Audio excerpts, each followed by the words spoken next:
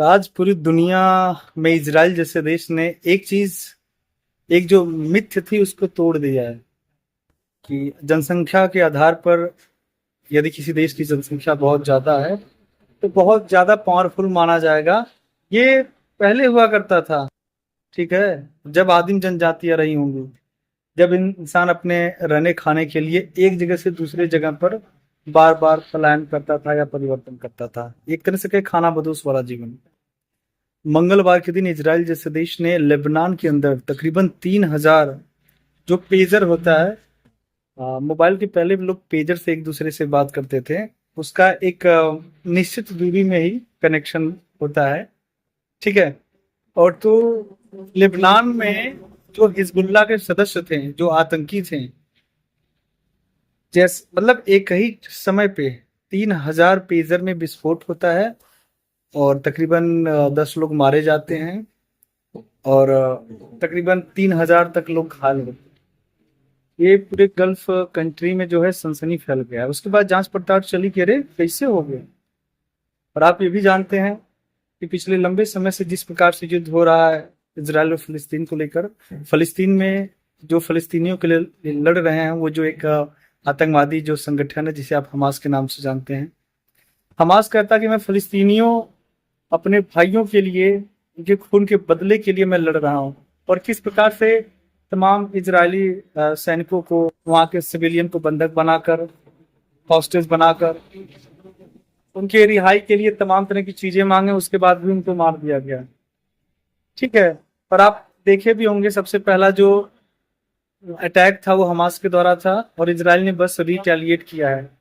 और वो अब इतना ज्यादा अग्रेसिव हो चुका है और वो कह रहा है कि मैं फलस्तीन के अंदर जितने भी हमासी हैं जो इजराइल के विरुद्ध हैं, इजराइल जैसे देश को समाप्त करना चाहते हैं, मैं उससे तोड़ दूंगा।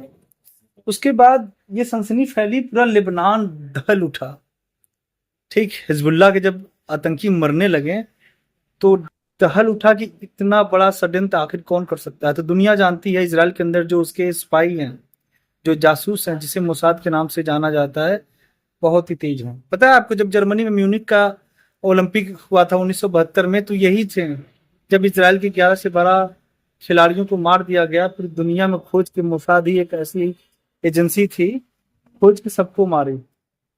तो आज का जो परिवेश है ना, आपके पास अगर बड़े बड़े विस्फोटक हथियार हों, मिसाइलें हों, परमाणु बम हों, उसके आधार पर भी आप युद्ध नहीं जीत सकते हैं। आज का वही देश सबसे ज्यादा ताकतवर समझा और माना जाएगा जिसके पास टेक्नोलॉजी में कुछ अलग, कुछ बेहतर हो, और वही हुआ है।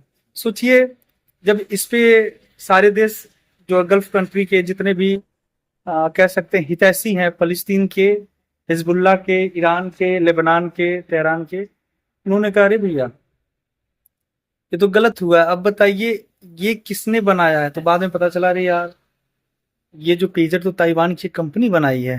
जब ताइवान में गया तो वहां का जो सीईओ था उसने बोला कि भैया ऐसा है ना, हमारी कंपनी बेशक गोल्ड अपोलो के नाम से है, पर हमारी एक और कंपनी के साथ जो है समझौता है, करार है, जिसके पास ये राइट्स है कि वो मेरे ब्रांड से, मेरे लोगो से वो प्रोडक्ट का मैन्युफैक्चर कर सकती है। और उसने किया, जो कि यूरोप की कंपनी है। सोचिए, तो ये होता है। दुनिया जो है किस प्रकार से युद्ध कर रही है, सामने सामने कोई मिसाइल मार रहा है, कोई बम ब्लास्ट कर रहा है, कोई ड्रोन के माध्यम से हमला कर रहा है।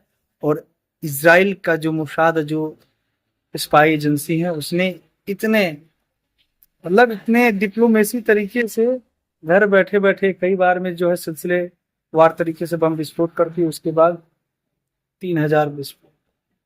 यही कहा गया है, युद्ध ना ही जनसंख्या, नहीं आज के जमाने में बम बारूद से जीता जाता है। आज जो जितना टेक्नोलॉजी रूप से मजबूत होगा वो उतना ही आगे होगा। और यही कारण है कि चाइना और भारत जैसे देश दिन पर दिन जिस प्रकार से एक नया कीर्तिमान प्राप्त कर रहे हैं वो सराहनीय है। तो आज के लिए इतना ही। नमस्कार, धन्यवाद।